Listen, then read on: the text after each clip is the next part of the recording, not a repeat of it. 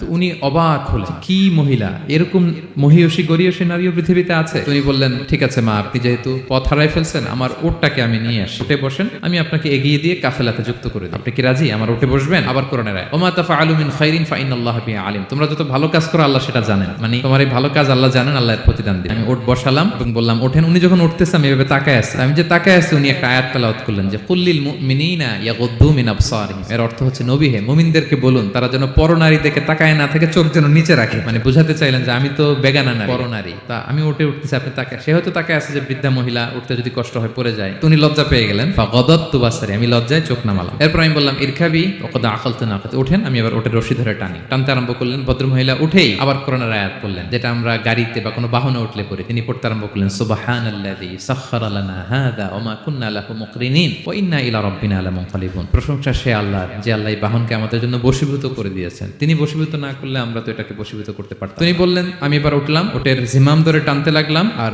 একটু হই হই শব্দে ওট চালাতে লাগলাম, যাতে করে তাড়াতাড়ি যাওয়া যায়। উনি কোরআনের আয়াত পড়লেন, ওয়াকসিদ ফি মাশিক ওয়াগদুদ মিন সাউতিক। কোরআনের আয়াত মানে তোমার চলার ক্ষেত্রে তুমি মধ্যম পন্থা অবলম্বন করো আর গলার সাউন্ডটা একটু ছোট করো। বুঝাতে চাইলেন আপনি হাজি মানুষ, হজ করে আসছেন, এইভাবে যাচ্ছেন কেন, স্লোলি যান। এরপর আমি আস্তে আস্তে যেতে লাগলাম আর কবিতা আবৃত্তি করতে লাগলাম। আরবদের অভ্যাস ছিল, তারা শত শত লাইন কবিতা মুখস্থ পারত। আমি কবিতা গুনগুন করে কবিতা পড়তেছি আর যাচ্ছি।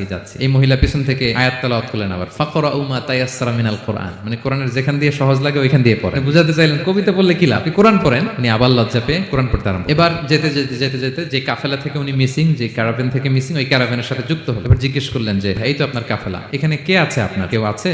আবার কোরআনে আল মাল ওয়াল বানুনা জিনাতুল হায়াতিদ দুনিয়া, অর্থাৎ সম্পদ সন্তান এগুলো আল্লাহর দেয়া নেয়া। এটা দিয়ে বুঝাতে চাইলেন হ্যাঁ আমার কিছু সন্তানাদি আছে। উনি বুঝতে পারলেন, ফা আলিমতু আন্নাল্লাহা আওলাদান ফিহা, আমি বুঝলাম যে ওনার সন্তান সন্ততি এখানে আছে। এবার একটা চান্স পেয়ে গেছে আব্দুল্লাহ ইবনে মুবারক। উনি মনে মনে ভাবলেন ওনার ছেলেদের নাম কি, এটা জিজ্ঞেস করে, তাইলে তার উত্তর দিতে পারবে না। এবার উনি বলতেছে, মা এবার একটু বলেন তো আপনার ছেলেগুলোর নাম কি। এই প্রশ্নের উত্তরে উনি 3টা আয়াত তেলাওয়াত করলেন। উনি প্রথম আয়াত তেলাওয়াত করলেন, ওয়াত্তাখাযাল্লাহু ইব্রাহিমা খলিলা। এরপর বললেন ওয়া কাল্লামাল্লাহু মূসা তাকলিমা। সবশেষে বললেন ইয়া ইয়াহইয়া খুযিল কিতাবা বিকুওয়া, আমি ইব্রাহিমকে খলিল হিসেবে নিয়েছি, মূসাকে কালিমুল্লাহ বানিয়েছি, এবং ইয়াহইয়াকে বলেছি হে ইয়াহইয়া তুমি তাওরাত কিতাবকে শক্ত করে ধরো। তার মানে বুঝাতে চাইলেন আমার বড় ছেলের নাম ইব্রাহিম, পরের ছেলের নাম মূসা, ছোট ছেলের নাম ইয়াহইয়া।